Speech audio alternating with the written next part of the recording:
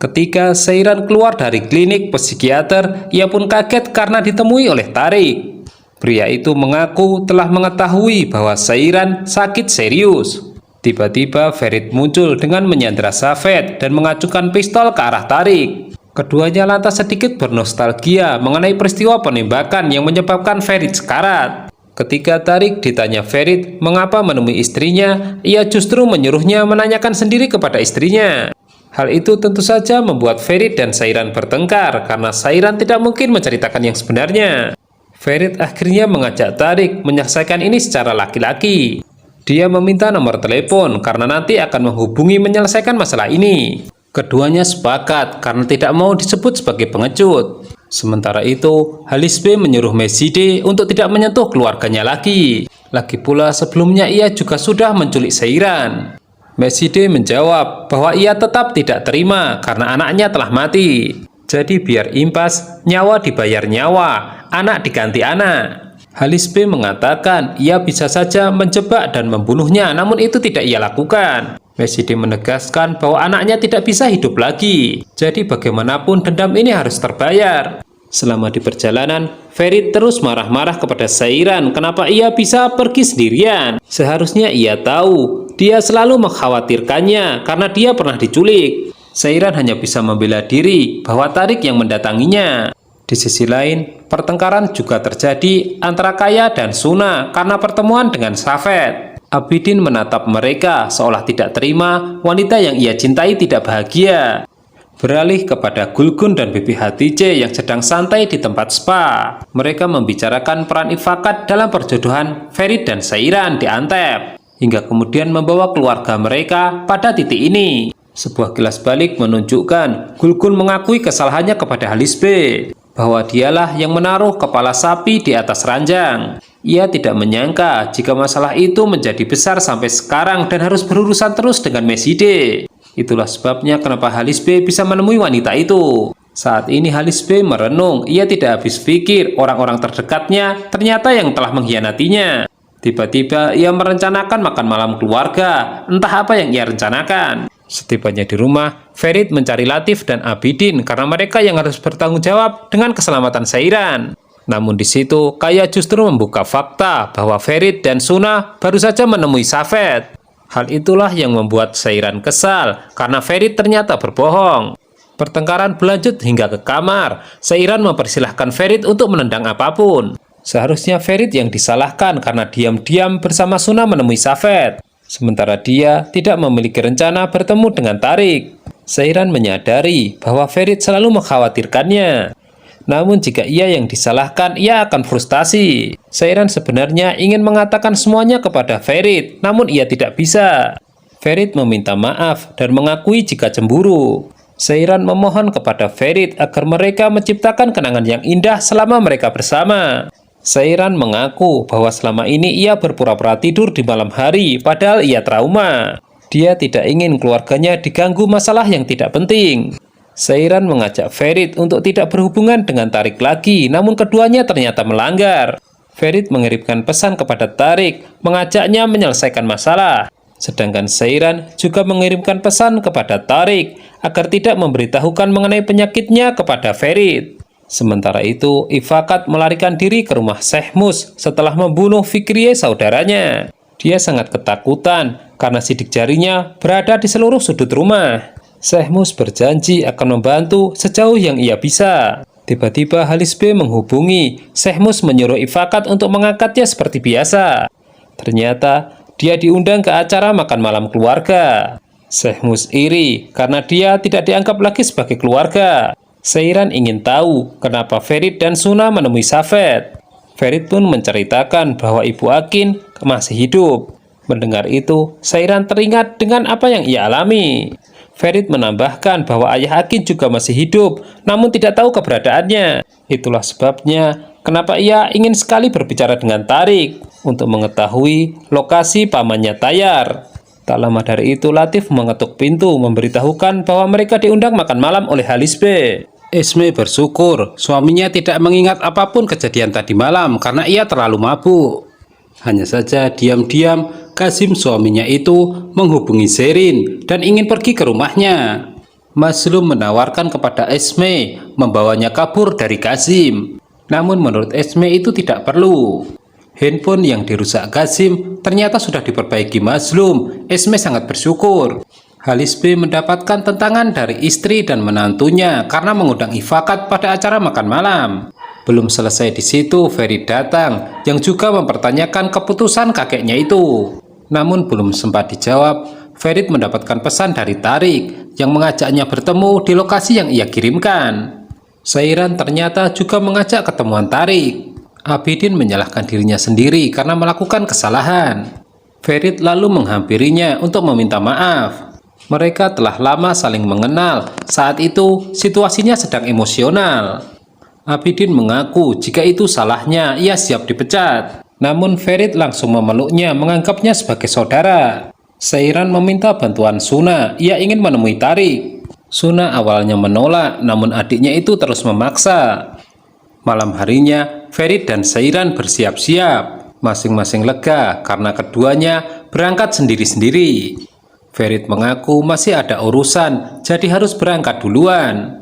Lokasi telah dikirimkan Tarik. Ferit menuju ke sana. Di ruang tamu terjadi ribut-ribut di mana Orhan tidak setuju mengundang Ifakat yang dianggap sebagai pengkhianat keluarga. Namun Halis B mengatakan bahwa ia sudah menyiapkan jerat tali untuk menghukum pengkhianat itu. Sementara itu di rumah Zerin, Kazim curhat bahwa wanita di sekitarnya menjauhinya, yaitu istrinya meminta cerai dan bibinya telah menikah. Zerin yang serasa senasib kemudian menghiburnya bahwa mereka tidak boleh menyalahkan dirinya sendiri. Zerin akhirnya mengaku jika selama ini menyukai Kazim. Kaya mengajak Suna dan Sairan ikut di mobilnya, namun mereka menolak. Suna berbohong dengan mengaku bahwa ada sesuatu yang ingin ia bicarakan secara pribadi dengan adiknya itu, yaitu mengenai perceraian mereka. Di perjalanan, Ferit diperingatkan Tarik jika takut ia disuruh kembali. Namun begitu sampai di lokasi, Tarik justru tidak bisa dihubungi. Sementara itu di perjalanan yang lain, Suna dan Sairan bersandiwara untuk mengelabui pengawal. Sairan berpura-pura punggungnya berdarah hingga berhenti dulu di SPBU. Ketika masuk ke toilet, rencana dijalankan. Sairan lewat pintu belakang. Sementara itu di sisi lain, Ferit ditipu ketika di lokasi tidak ada seorang pun. Tarik hanya meninggalkan secarik kertas yang isinya menyuruh Ferit memilih untuk menyelamatkan Sairan atau menyelamatkan keluarganya. Tarik lebih memilih menemui Sairan. Dia berjanji akan membantu kesembuhannya. Namun Sairan mengatakan ia tahu bahwa Tarik menyukainya. Untuk itulah ia memohon untuk tidak memberitahukan mengenai penyakitnya kepada Ferit dan tidak menyentuh Ferit lagi. Tarik lalu mengatakan bahwa ia bisa, namun mereka tidak. Ketika Sairan bertanya mereka itu siapa, Suna keburu datang dan menyuruhnya keluar. Setelah itu Ferit menghubungi Sairan, menanyakan keadaannya. Berhubung dianggap tidak ada masalah, mereka sepakat bertemu di restoran. Satu persatu keluarga Korhan tiba. Dan hanya Ifakat yang memberikan keterangan kepada wartawan. Ketika Ferit datang, Ifakat langsung menggandengnya, seolah-olah keluarga mereka baik-baik saja. Di sisi lain, Suna mulai curiga karena Sairan mulai mengajarinya berbohong kepada Ferit. Hal itu tentu saja di luar kebiasaan adiknya.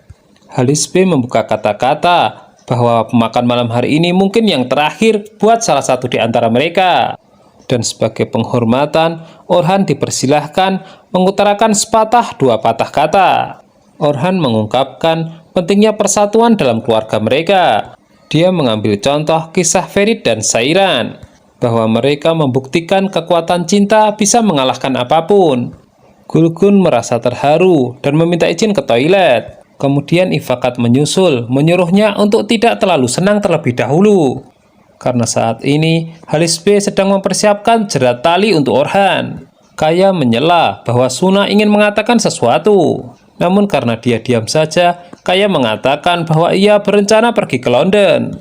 Tiba-tiba polisi datang dan ingin membawa Ifakat karena tuduhan pembunuhan Fikriye. Ifakat minta diberikan kesempatan untuk menyiapkan pengacara dan lain-lain, namun ditolak. Ketika dia meminta bantuan keluarga Korhan, tidak ada satupun yang mau membantu. Belakangan diketahui dari kilas balik bahwa Bibi Hatice terlibat dalam penangkapan Ifakat. Dia sudah lama ingin menyingkirkan wanita itu. Orhan bertanya kepada ayahnya kenapa tidak membantu Ifakat. Jawabannya simpel bahwa dia merupakan pengkhianat keluarga. Ferit masih belum percaya bahwa bibinya seorang pembunuh. Seiran menyuruhnya mengingat bahwa ia pernah memasukkan pil anti hamil untuknya. Apapun bisa dilakukannya, tidak ada seorang pun yang tahu. Suna kepikiran dengan kata-kata Safed ketika bertemu. Dan agar lebih jelas, maka ia memberanikan diri menghubungi Safed dan mengajaknya bertemu. Dan responnya sudah seperti yang ia duga, Safed sangat senang. Tarik membuat kesepakatan dengan pamannya, bahwa pamannya itu menginginkan Esme, sedangkan Tarik sendiri menginginkan Seiran. Meskipun Tarik tahu pamannya itu gila, ia setuju dengan rencana ini karena ingin melindungi Seiran. Sementara itu, Seiran menyuruh Ferit untuk tidak berpikir yang aneh-aneh. Menurutnya semua baik-baik saja, mereka bisa menciptakan kenangan yang indah. Ferit disuruh Seiran berjanji mengajaknya jalan-jalan. Ifakat tidak mau bermalam di penjara. Ia memerintahkan pengacara menghubungi Sehmus. Hanya saja nomornya tidak aktif. Gulgun mengira Meside sudah mati. Untuk itu ia iseng menghubunginya. Dan ternyata wanita itu masih hidup dan justru mengajaknya membuat kesepakatan. Keesokan harinya, Gulgun pun pergi tanpa memberitahu siapapun. Setelah bangun tidur, Seiran menyusul Ferit ke kamar mandi. Dia berpura-pura menggosok gigi, padahal tidak mau jauh dari suaminya itu. Ketika bercermin, Ferit mengungkapkan keinginannya bersama Seiran hingga tua. Tentu hal itu membuat Seiran sedih. Suna ingin memastikan suaminya telah berangkat bekerja. Dia berbohong jika akan menemui ibunya. Kaya tidak bodoh, ia bekerja sama dengan driver untuk menginformasikan mengenai istrinya. Ferit akan mengantar Seiran ke psikiater. Orhan kebingungan mencari istrinya, namun tidak ada yang tahu kemana perginya. Suna pergi diantar driver yang dipesan Kaya. Sementara itu, Ferit dan Seiran tiba di klinik psikiater. Mereka pun bersyukur dokternya sudah siap. Seiran disuruh masuk. Berat bagi Seiran menceritakan masalahnya. Ia pun memulai dengan vonis dokter yang menyatakan jika dia mengidap penyakit serius. Waktu hidupnya tidak lama lagi, namun ia takut untuk memberitahu suaminya. Sampai di situ, Seiran menangis, tidak mampu melanjutkan kata-kata. Ketika Suna bertemu dengan Safed, ia tidak mau berbasa-basi. Dia ingin tahu apa yang sebenarnya ingin ia bicarakan dengan Ferit.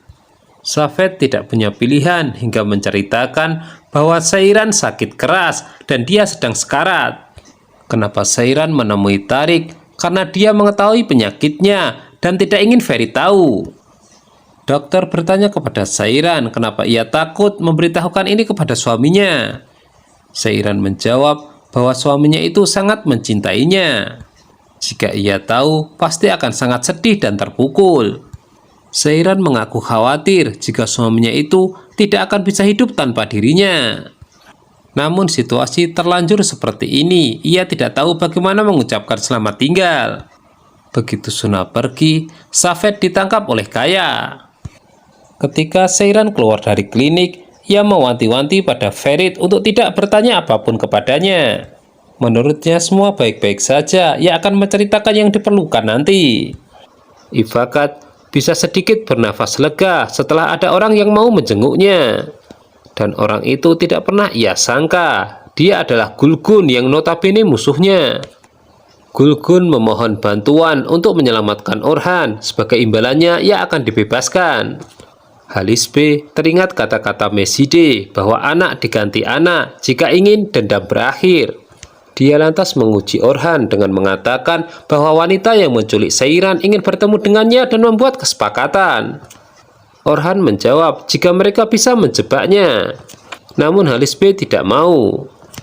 Orhan lantas menyuruh ayahnya itu tidak pergi kemana-mana dan menunggu dia kembali setelah selesai rapat komite. Dari tatapan Halisbe kita jadi tahu bahwa dia ingin mengorbankan Orhan yang dianggap sebagai pengkhianat. Safed diculik Kaya dan dibawa ke mansion. Di sisi lain, Esme bertanya kepada Maslum mengenai keberadaan suaminya. Sopir itu kemudian berjanji akan mengantarkannya, namun ia meminjam sebuah tas. Baru saja tiba, Ferit diajak Abidin ke kamar pembantu. Dia kaget ternyata Kaya menculik Safet. Kaya beralasan dia baru saja menemui istrinya. Ferit akhirnya menginterogasi Safet apa yang mereka bicarakan. Safet nyeletuk jika ini mengenai Seiran. Suna sengaja menunggu adiknya di kamarnya. Begitu bertemu, ia langsung memeluknya. Sementara itu, Esme tidak tahu akan dibawa Maslum kemana. Begitu juga dengan Orhan, ia dibawa melalui jalur hutan dengan alasan sopirnya bahwa terjadi kecelakaan di jalur utama. Selesai menginterogasi Safet, tatapan mata Ferit kosong, ia berjalan menuju kamarnya. Suna mengaku kepada Seiran jika baru saja bertemu dengan Safet. Dari situ, dia mendapatkan informasi apa benar Seiran benar-benar sedang sakit parah. Seiran tidak bisa mengelak lagi dan kemudian mengakuinya bahwa dia sedang sekarat. Mendengar itu, Suna menangis sejadi-jadinya. Dan tak lama dari itu datang Ferit, berteriak memanggil nama Seiran. Nah, gimana? Semakin seru aja kan? Jangan lupa tonton kelanjutan serial drama ini hanya di My Channel ya. Terima kasih.